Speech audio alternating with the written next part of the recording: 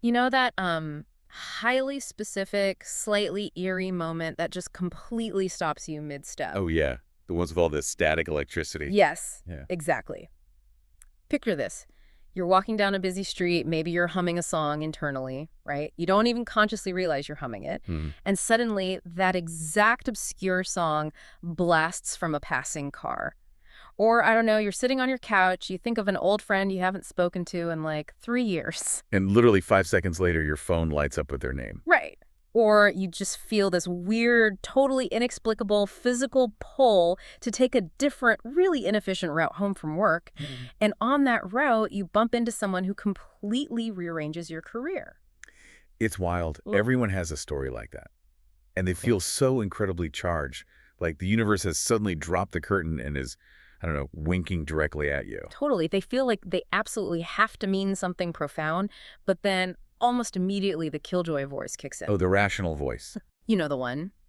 That highly familiar, overly rational voice in your head that steps in to just ruin the magic. It's like, let's calm down. It's just chance, just a meaningless coincidence. That's simply your pattern-seeking primate brain desperately trying to fill in meaning where there is absolutely none. It is a really loud voice. Yeah. And usually it dresses itself up in a very respectable scientific framework. Mm, It borrows the authority of mathematics to sound definitive. right. But the text we're looking at for today's deep dive argues that this knee-jerk dismissal actually causes us to miss something crucial about how a life is built. And that is exactly our mission today. We are diving into a really fascinating essay called Everything's by Chance: How to Catch the Rainbow Heart Train. We're going to try and figure out what you and I are actually supposed to do with these charged moments. Because the author points out something really important here. Yeah. Treating a synchronicity as just chance Hmm. creates a kind of voluntary blindness. Yeah, it forcefully shuts down your perception at the exact moment it should be opening the widest. Exactly. Though, I mean, we should probably validate that rational killjoy voice for a second just to get it out of the way. Fair enough, the math is real. It is. Probability mathematics absolutely can explain away almost any single coincidence you experience. If you think about the sheer volume of data in your daily life, the thousands of micro events, the millions of sensory inputs, all the near misses and near hits you experience in a single day. It's a massive amount of data. Right. The math essentially guarantees that bizarre pattern clusters are going to occur. It's not a glitch in the matrix. It is just a baseline feature of high complexity systems. They constantly generate what the author beautifully calls meaning-shaped noise. Okay, wait, let's unpack that. Meaning-shaped noise, because I feel like that could easily be used as a reason to just ignore these moments entirely. How so? Well, if the universe is just a giant static TV screen and my brain is just seeing faces in the static, why should you care? Why not just put your head down and ignore the static? Ah, I see what you mean. But the source text points out something simple but really profound using the analogy of a rainbow. So a rainbow is, factually speaking, merely refracted light interacting with water droplets. Right, that's the literal physics of it. Yeah. But knowing the physics of refracted light doesn't tell you how to receive the beauty of the rainbow. The statistical math of a coincidence might explain how the event occurred, but it does absolutely nothing to solve the human problem of how you're supposed to actually respond to it. That's such a great way to frame it. The statistical argument gives you the mechanics, sure, but it cannot dictate the relationship. And this raises the core dilemma. If dismissing these moments as mere math isn't the answer, what is? Right. The essay observes that people generally fail to engage with the unexpected in two very distinct, polarized ways. The cynic and the mystic? Exactly. On one side, you have the cynical person who dismisses the synchronicity as a cognitive error. They contract away from the moment, right? Shrinking their world down to only what can be proven on paper. On the other side, you have the person who treats every single coincidence as a divine directive, like a cosmic message micromanaging their Tuesday afternoon. They inflate the moment so much that it loses all grounding in reality. Honestly, the mystic approach sounds exhausting. If you think the universe is your personal life coach, doesn't that just lead to a massive case of main character Oh, syndrome? totally. Where, like, a delayed train isn't just a logistics failure, it's the universe telling you to quit your job. Yeah, and ultimately it leads to paralysis. Inflating the moment is actually just a different defense mechanism. Really? How so? Well, the cynic kills the moment with math, and the mystic suffocates it with absolute destiny. But neither of those people is actually standing in the present reality of what just happened. Wow. Yeah, they're both avoiding the actual moment. Right. The actual invitation of chance, what the author frames as catching the rainbow or heart train, isn't asking you to debunk the moment, and it isn't asking you to build a religion around it either. The goal is simply to be fully present at the arrival. Which brings us to the central metaphor of the essay, the rainbow train and the heart train. And I love the image of a train here because it is so incredibly indifferent to you. Oh, yeah. Trains do not care about your schedule. Not at all. They run on their own strict schedules, they arrive at the platform, they pause, and they leave. You don't control when the train comes, and you certainly don't get to redesign the tracks. Your only point of leverage is whether you are standing on the platform when the doors open. And crucially, whether you are willing to actually step across the gap and board. Let's talk about the distinction the author makes between these two trains, because the rainbow train isn't some wishful taxicab taking you to a pre-planned goal that your rational mind mapped out on a vision board. No, it's not Amazon Prime for your life goals. Right. The essay suggests it takes you to where something alive inside you has been waiting to go. The text separates these concepts so beautifully. The rainbow train is entirely about perception. It's the act of catching the signal, reading the shimmer of the Yeah. moment, noticing the refracted light. It's very visual, receptive. Exactly. But the heart train, that is about consent. It requires you to actively agree to the journey the rainbow train just revealed. Okay, I want to push back on this idea of consent for a second. Sure. Because the text emphasizes that this requires saying yes with your body, not just your mind. But isn't a bodily yes just a recipe for making reckless, impulsive decisions? That's the fear. Yeah. Like, how do I know my bodily yes to a sudden opportunity isn't just me looking for a dopamine hit or, I don't know, wanting to shirk my responsibilities? That is the absolute terror of it. And it's why we let the heart train pass by so often. But the essay distinguishes between the frantic, grasping energy of an impulse, which often feels like anxiety or desperate need to escape, and the deep, resonant physical reality of somatic consent. Okay, so they feel different in the body. Yes. Saying yes in the mind is easy. You can intellectualize a change all day long. But a bodily yes means your nervous system is actually gearing up to move. You're physically stepping onto a moving object. It requires leaving the solid ground of your current identity. That is terrifying. It is. Together, this combination of rainbow vision, seeing the peripheral opportunity, and heart consent, physically mobilizing to agree to it, is what it means to truly catch an invitation from chance. So if catching the train requires this high level of perception and this terrifying bodily consent, we really need to look at why we miss it so often. We miss it constantly. I know for a fact I miss things when I'm overwhelmed. Let's say I'm incredibly stressed at work, just drowning in emails. Does the text imply that my body physically cannot see the rainbow when it appears? It implies exactly that, actually, based on human biology. Wait, really? Yeah. Catching these moments requires a specific inner architecture, the foundation of which is somatic availability. When you are anxious, your sympathetic nervous system activates. Under stress, your visual field literally, physiologically narrows. Like actual tunnel vision. Exactly. Because from an evolutionary standpoint, if you're being chased by a predator, you don't need to appreciate the peripheral beauty of the forest. You just need to see the escape route dead ahead. That's the exact biological mechanism. Chronic busyness and the determined, rigid pursuit of a preset goal lock your eyes forward. They destroy your peripheral awareness. And the rainbow almost never appears dead center in your line of sight. Oh, man. It's always off to the side. It is almost always at the edge of your vision. So if you are locked onto a target, you are completely blind to the periphery. The author dives into the structural reasons we miss these moments, and I appreciate that the text explicitly says this has nothing to do with deserving good things or being morally pure. Right, it's just structural mechanics. Yeah. The first major barrier they list is an overcrowded attention span. Like, if every single moment of your day is spoken for, if your life is entirely scheduled, narrated, and optimized, there is literally no spatial gap for an arrival. The unexpected needs an empty space to enter through. A fully packed schedule acts as a fortress against serendipity. Even if the train arrives right at your front door, you're too busy checking your watch to notice it. Ouch. Yeah.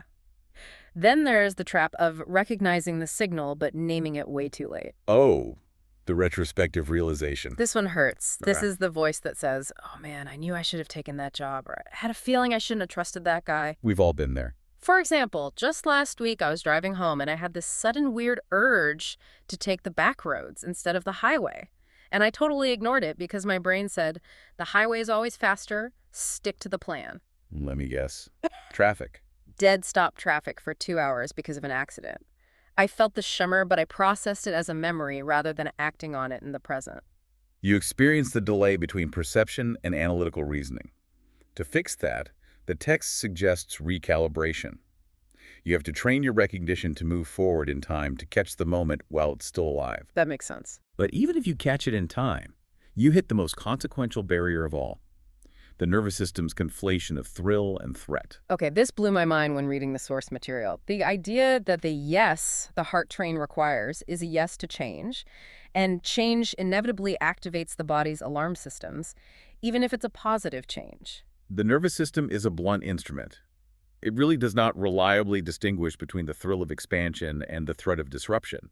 It just registers a massive spike in physiological arousal. So your heart rate increases, cortisol and adrenaline flood in. Exactly. At the threshold of a new decision, excitement and fear feel functionally identical in the human body. People often realize, usually in retrospect, that the anxiety they felt at a key juncture wasn't a warning to run away. It was simply the sheer voltage of being alive. Yes. Yeah. But because they interpreted that voltage as danger, they contracted away from the opportunity. The body just feels the electricity and yells, whoa, back up, which actually leads directly into the problem of the analytical mind beating the body to the punch. Oh, the mind loves to do that. It loves to categorize the shimmer before you can actually feel it. You get that spark of intuition and immediately your brain slaps a label on it. That's just a silly coincidence, ignore it, or, on the flip side, this is a definitive sign from the universe. I must marry this person immediately. And either way, the living moment just dies. Exactly. It stops being an open experience and becomes a closed argument in your head. The text introduces a great concept to combat this: low latency recognition. Latency in a technical sense is the delay before a transfer of data begins following an instruction. Like ping in an online video game, right? If your ping is high, there's a delay between pressing the jump button and your character actually jumping on screen. That is a brilliant analogy, yes. In this context, the body has zero ping. It perceives reality instantly. The analytical brain, however, has high ping. It's lagging. It's lagging. It takes time to process, judge, and narrate the raw data. Analysis is simply slower than perception. Low latency recognition is the capacity to notice the bodily shimmer before the mind's narrative overlay boots up. Because if you wait until you have fully reasoned your way to the conclusion that this might be a meaningful opportunity, the train doors have usually already closed. Exactly. Which explains why the author argues that practices like meditation, deep play, or getting completely lost in a creative hobby are not just modern wellness hacks to make you a more productive worker. They're essential perceptual training. They are. They train you to endure the silence without immediately filling it with narrative. They slow down the mind's desperate need to categorize raw experience, which lowers the latency. It allows your body's faster processing system to make contact with reality first, giving you the space to actually feel the arrival of the train. Exactly right. You know, if you're listening to this and you're someone who needs a glossy brochure, a peer-reviewed study, and a guaranteed itinerary before you commit to a life choice, you are going to keep missing the train.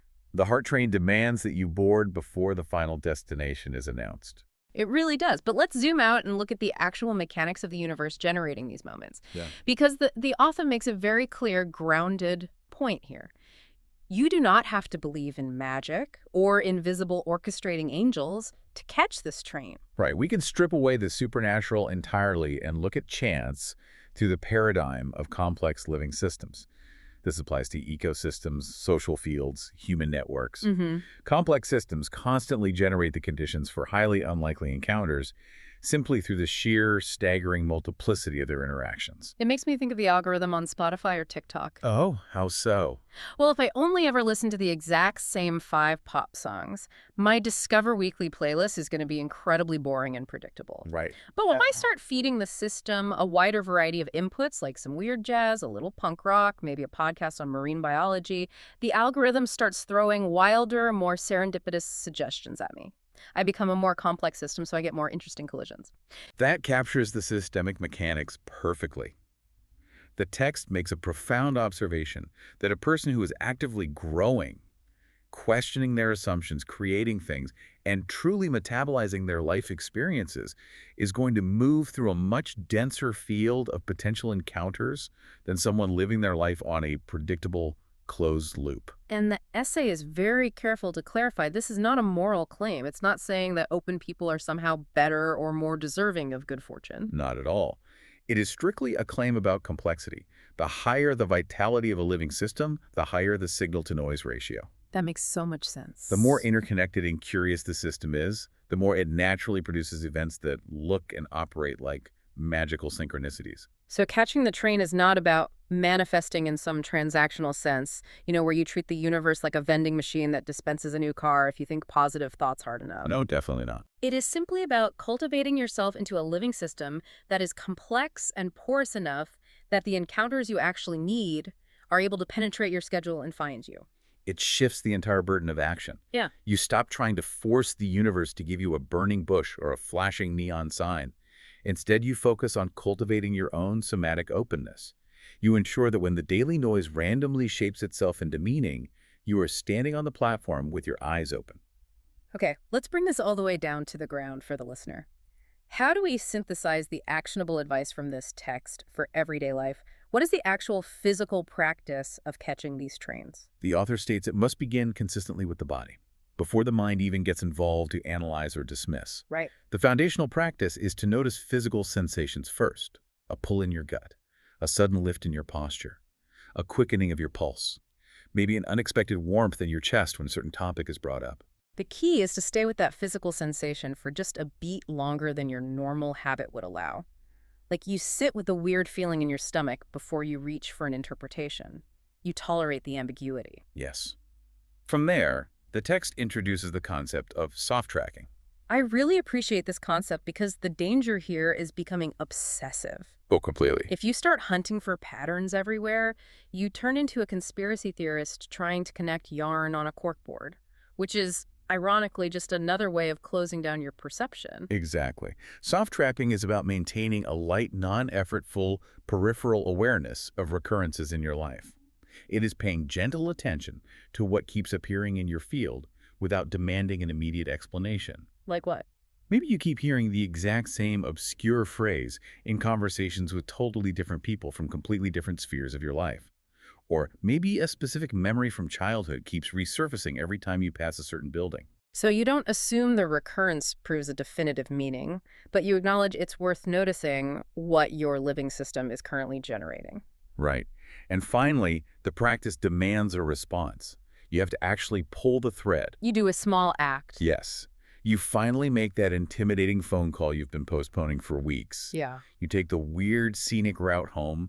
You write down that bizarre idea that came to you in the liminal space between waking up and falling asleep. You say yes to the unexpected micro-invitation before your completely rational logistical reasons to say no have fully assembled in your brain. Exactly. And none of these small acts guarantee a specific life-changing outcome.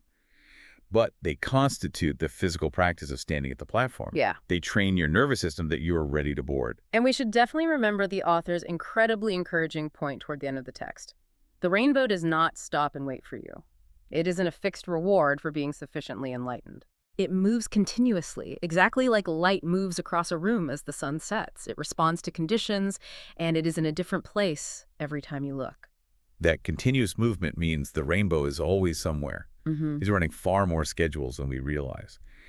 Catching it isn't a one-time pass-or-fail event where you ruined your life if you missed a cue in your 20s. Thank goodness for The that. heart train is going to come again.